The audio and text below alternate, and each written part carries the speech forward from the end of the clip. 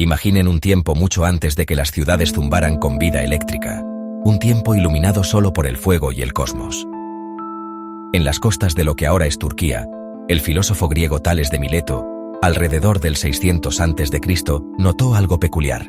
Descubrió que el ámbar, una resina de árbol fosilizada que los griegos llamaban electrón, atraería objetos ligeros como plumas o paja después de ser frotado con piel. Mientras tanto, al otro lado del mundo, otra fuerza invisible estaba capturando la imaginación humana. Antiguos marineros chinos, ya en el siglo IV a.C., descubrieron que cierto tipo de mineral de hierro, al que ahora llamamos magnetita, tenía la desconcertante propiedad de apuntar siempre en la misma dirección. Esta piedra amante se convirtió en la base de las primeras brújulas, una tecnología revolucionaria que abrió los océanos y permitió viajes épicos de descubrimiento. Se necesitó una mente curiosa en medio de las cruzadas para comenzar a estudiar uno de ellos con un ojo más sistemático. En el siglo XIII, un erudito y soldado francés llamado Pierre de Maricourt, mientras asediaba una ciudad en Italia, escribió el primer tratado detallado sobre magnetismo. Mapeó meticulosamente los campos alrededor de una magnetita esférica, identificó sus polos norte y sur, y descubrió que los polos iguales se repelen mientras que los opuestos se atraen. En la corte de la reina Isabel I, el médico inglés William Gilbert fue el primero en diseccionar verdaderamente los antiguos misterios. Alrededor del año 1600, publicó su obra maestra, De Magnete. Eso significa sobre el imán. Gilbert no solo estudió las piedras imán, diferenció minuciosamente la extraña atracción del ámbar de la atracción del magnetismo, y fue el primero en proponer que la Tierra misma era un imán gigante. A medida que el siglo XVIII se desarrollaba, el estudio de la electricidad se convirtió en un espectáculo, un juego de salón para la élite europea. El químico francés Charles Dufay descubrió en los 1730 que la electricidad no era solo una cosa. Identificó dos tipos de carga eléctrica, a las que llamó vítrea y resinosa. Benjamin Franklin propuso un nuevo modelo, simplificando los dos fluidos de Dufay en uno. Para probar su teoría más audaz, que el rayo era una chispa eléctrica masiva, voló una cometa en una tormenta eléctrica en 1752. En Italia, el médico Luigi Galvani estaba diseccionando una rana en los 1780. Notó que la pata de la rana se contraía cada vez que la tocaban dos metales diferentes. Su compatriota, Alessandro Volta, era escéptico. Para probar su punto, Volta creó una pila de discos alternos de zinc y cobre, separados por cartón empapado en salmuera. Este dispositivo, la pila voltaica, produjo un flujo constante y continuo de electricidad. Había inventado la primera batería, una fuente confiable de corriente eléctrica que cambiaría el mundo para siempre. En 1820, durante una conferencia en la Universidad de Copenhague, el físico danés Hans Christian Ørsted hizo un descubrimiento que resonaría a través de los siglos. Un descubrimiento hecho completamente por accidente. Ørsted tenía una aguja de brújula cerca de un cable conectado a una de las potentes baterías de Volta. Mientras demostraba el efecto de calentamiento de la corriente, notó algo extraordinario.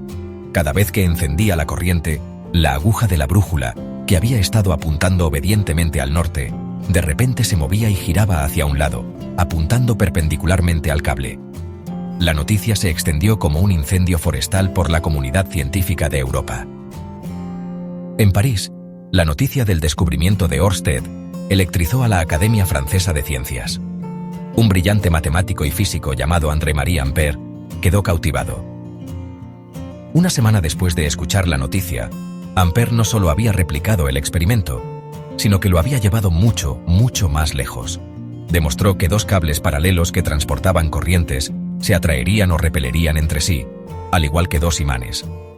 Había, en efecto, creado magnetismo solo a partir de la electricidad.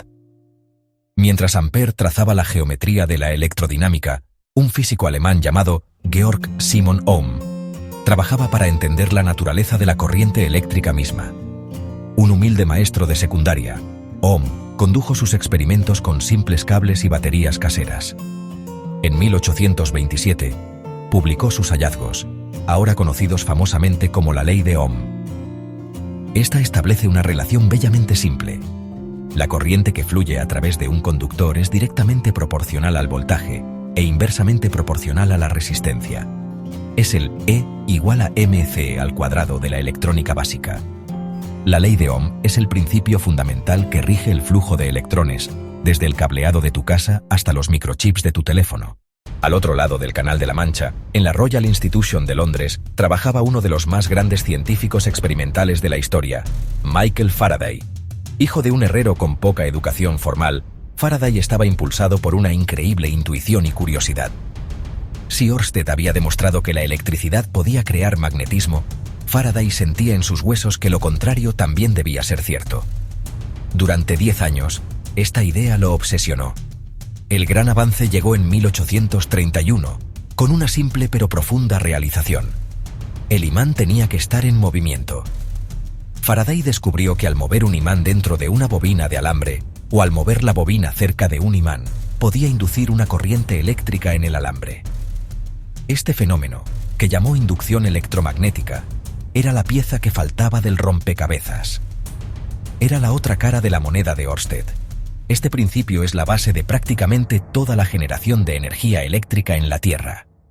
Toda central eléctrica, ya sea hidroeléctrica, nuclear o de carbón, funciona utilizando alguna forma de energía para hacer girar una turbina, que a su vez hace girar un imán masivo dentro de una bobina de alambre, generando electricidad basándose en el descubrimiento de Faraday. La primera mitad del siglo XIX había sido un torbellino de descubrimientos. Ørsted, Ampère, Ohm y Faraday habían sentado las bases experimentales, pero nadie entendía todavía la sinfonía completa. Ese director fue un físico escocés llamado James Clerk Maxwell. Trabajando en la década de 1860, Maxwell aceptó el desafío. Comenzó con las leyes conocidas: la ley de Gauss para la electricidad, la ley de Gauss para el magnetismo, la ley de inducción de Faraday y la ley de Ampère. Tradujo estos principios físicos a un lenguaje matemático preciso y poderoso conocido como ecuaciones diferenciales. Mientras trabajaba con ellas, notó una inconsistencia lógica, una falta de simetría en las ecuaciones. Para corregir esto, Maxwell añadió un nuevo término a la ley de Ampère, un salto audaz e imaginativo. Lo llamó corriente de desplazamiento, proponiendo que un campo eléctrico cambiante podía crear un campo magnético, así como un campo magnético cambiante creaba uno eléctrico.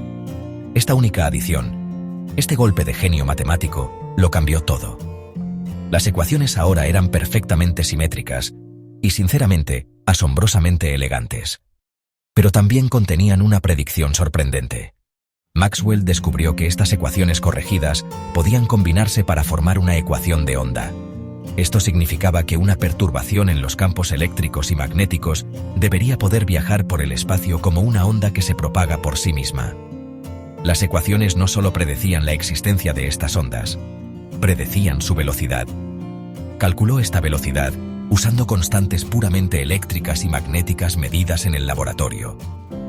El número que obtuvo fue aproximadamente 300.000 kilómetros por segundo.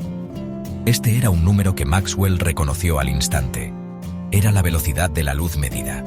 En ese momento de asombrosa perspicacia, se dio cuenta de lo que había encontrado. La luz misma era una onda electromagnética.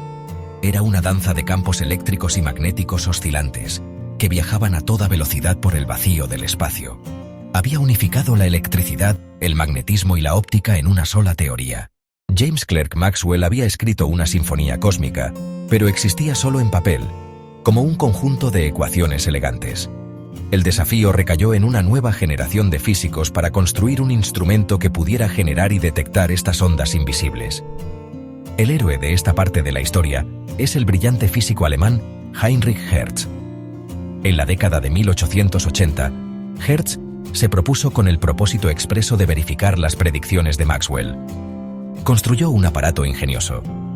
Para un transmisor, usó una bobina de inducción de alto voltaje para crear una chispa potente que saltaba a través de un pequeño espacio de aire. Según Maxwell, esta chispa oscilante debería irradiar ondas electromagnéticas en la habitación. Para un receptor, usó un simple bucle de alambre con su propio pequeño espacio. Si las ondas eran reales, deberían inducir una corriente en el bucle receptor, haciendo que una chispa minúscula saltara a través de su espacio. En 1887, después de incontables intentos, Hertz tuvo éxito. Generó una chispa potente en su transmisor, y al otro lado de la habitación a oscuras, vio una chispa diminuta y tenue en su receptor. Lo había logrado. Había generado y detectado ondas electromagnéticas invisibles, confirmando la teoría de Maxwell más allá de toda duda. Procedió a demostrar que estas nuevas ondas se comportaban exactamente como la luz. Demostró que podían ser reflejadas por láminas de metal, refractadas a través de grandes prismas hechos de brea y enfocadas por espejos cóncavos. Incluso midió su longitud de onda y al multiplicarla por su frecuencia, confirmó que viajaban a la velocidad de la luz. Estas ondas fueron nombradas más tarde ondas hertzianas, pero hoy las conocemos por un nombre más familiar: ondas de radio. El descubrimiento de Hertz fue un momento crucial. Su descubrimiento de las ondas de radio fue el avance fundamental que pronto conduciría a la telegrafía inalámbrica, la radiodifusión, la televisión y toda la red de telecomunicaciones que ahora cubre nuestro planeta. Había abierto la puerta a la era moderna de la comunicación. Con las bases teóricas ya establecidas y la existencia de las ondas electromagnéticas probada, el cambio al siglo XX vio una explosión de inventos prácticos. Una de las figuras más visionarias y enigmáticas fue Nikola Tesla. Un inventor serbio-americano, Tesla fue un maestro de la corriente alterna, un sistema que él creía que era muy superior a la corriente continua defendida por Thomas Edison. La guerra de las corrientes fue una batalla por el futuro de la distribución de electricidad. El sistema de corriente alterna de Tesla, que usa transformadores para elevar fácilmente el voltaje para la transmisión a larga distancia y luego bajarlo para un uso local seguro, finalmente ganó. El genio de Tesla no se detuvo ahí. Inventó el motor de inducción de corriente alterna, un motor robusto y eficiente que alimenta desde la maquinaria de fábrica hasta los electrodomésticos. Soñaba con la transmisión inalámbrica de energía y sus experimentos con electricidad de alta frecuencia y alto voltaje en su laboratorio de Colorado Springs, creando espectaculares rayos artificiales, se convirtieron en leyenda. Fue, sin duda, un verdadero mago de la era electromagnética. Mientras Tesla electrificaba el mundo con energía, otros usaban el electromagnetismo para encogerlo con la comunicación. El telégrafo, iniciado por Samuel Morse en 1840, fue la primera aplicación importante, usando electroimanes para transmitir mensajes codificados a través de cables. Pero fue Alexander Graham Bell quien le dio una voz humana a la electricidad. En 1876, Bell, trabajando en un dispositivo para ayudar a los sordos, inventó el teléfono. Su dispositivo usaba un diafragma que vibraba con el sonido de una voz. Estas vibraciones movían un imán cerca de una bobina de alambre, induciendo una corriente eléctrica cambiante que reflejaba el sonido. En el otro extremo, esta corriente fluía a través de un electroimán, haciendo que otro diafragma vibrara y reprodujera el sonido original. Por primera vez, una voz humana podía viajar instantáneamente a través de millas de cable. Estos inventos, y muchos otros, transformaron la sociedad a un ritmo asombroso. El telégrafo conectó continentes, permitiendo una comunicación global casi instantánea. El teléfono trajo voces distantes al hogar, colapsando el espacio personal y cambiando la naturaleza de las relaciones humanas. La fuerza invisible que Thales había notado en un trozo de ámbar era ahora la sangre vital de una nueva civilización industrial, una sinfonía de cables, motores y luz que estaba remodelando el planeta. Así como las ecuaciones de Maxwell parecían ofrecer una imagen completa del electromagnetismo, una nueva revolución se estaba gestando. Al comienzo del siglo XX, los físicos comenzaron a notar fenómenos extraños que la teoría clásica no podía explicar. Uno de los mayores rompecabezas fue el efecto fotoeléctrico, donde al hacer brillar luz sobre una superficie de metal, se podían desprender electrones. Curiosamente, la energía de estos electrones no dependía del brillo de la luz, sino de su color, o sea, de su frecuencia. Una luz azul tenue podía expulsar electrones, mientras que una luz roja brillante no podía. Esto no tenía sentido desde una perspectiva de onda, donde más brillo siempre debería significar más energía. En 1905, su año milagroso, un joven empleado de patentes en Suiza llamado Albert Einstein propuso una solución radical. Él sugirió que la luz, a pesar de comportarse como una onda, también estaba compuesta por paquetes discretos de energía, como partículas diminutas. Llamó a estos paquetes cuantos de luz. Hoy los llamamos fotones. La energía de cada fotón, propuso, era directamente proporcional a su frecuencia, Esto explicó maravillosamente el efecto fotoeléctrico. Un fotón de luz azul simplemente tenía más energía que un fotón de luz roja, suficiente para expulsar un electrón. Esta idea de dualidad onda-partícula fue una piedra angular de la nueva ciencia de la mecánica cuántica y le valió a Einstein el premio Nobel. Al mismo tiempo, Einstein también estaba desarrollando su teoría de la relatividad especial. Las ecuaciones de Maxwell predijeron que la velocidad de la luz en el vacío es constante, sin importar qué tan rápido se mueva el observador o la fuente. Einstein tomó la predicción de Maxwell al pie de la letra y reimaginó la naturaleza misma del espacio y el tiempo para hacerla realidad. El electromagnetismo ya no era solo una fuerza que actuaba en el espacio y el tiempo. Era una propiedad fundamental del espacio-tiempo mismo. Esta comprensión cuántica y relativista del electromagnetismo llevó al desarrollo de la electrodinámica cuántica, o QED, la teoría más exitosa y precisamente probada en toda la ciencia. El viaje al corazón del electromagnetismo está lejos de terminar. Hoy, en el siglo XXI, científicos e ingenieros están empujando los límites del legado de Maxwell de maneras que habrían parecido magia hace solo una generación. Una de las fronteras más emocionantes es el campo de la superconductividad. Descubierta en 1911, la superconductividad es un fenómeno cuántico donde ciertos materiales, al ser enfriados a temperaturas extremadamente bajas, pierden toda resistencia eléctrica. Una corriente eléctrica que fluye en un circuito superconductor podría, en teoría, fluir para siempre sin perder energía. La búsqueda de superconductores a temperatura ambiente sigue siendo uno de los santos griales de la ciencia de materiales. Las aplicaciones de los superconductores actuales ya están transformando la tecnología. Potentes electroimanes superconductores son el corazón de las máquinas de resonancia magnética, que permiten a los médicos ver dentro del cuerpo humano con increíble detalle sin usar radiación dañina. Estos mismos imanes se utilizan en aceleradores de partículas como el Gran Colisionador de Hadrones en el CERN, donde dirigen haces de partículas a casi la velocidad de la luz, ayudándonos a investigar la estructura fundamental del universo. El sueño de aprovechar esta tecnología podría llevar a redes eléctricas perfectamente eficientes, ahorrando enormes cantidades de energía, y a futuristas trenes maglev de alta velocidad que flotan sin fricción sobre sus vías. Otra área alucinante de la investigación moderna son los metamateriales. Estas son estructuras artificiales, diseñadas a nivel microscópico, que exhiben propiedades electromagnéticas no encontradas en la naturaleza. Al diseñar cuidadosamente arreglos de pequeños resonadores, los científicos pueden crear materiales que pueden doblar la luz de maneras inusuales. Pueden crear un índice de refracción negativo, algo que antes era puramente teórico. Esta investigación ha llevado al desarrollo de superlentes, que pueden ver detalles más pequeños que la longitud de onda de la luz, e impulsa la búsqueda especulativa pero científicamente fundamentada de capas de invisibilidad que podrían desviar microondas o incluso luz visible alrededor de un objeto, haciéndolo oculto a la vista. Desde los antiguos griegos frotando ámbar hasta los científicos diseñando capas de invisibilidad, la historia del electromagnetismo es un testimonio de la curiosidad humana.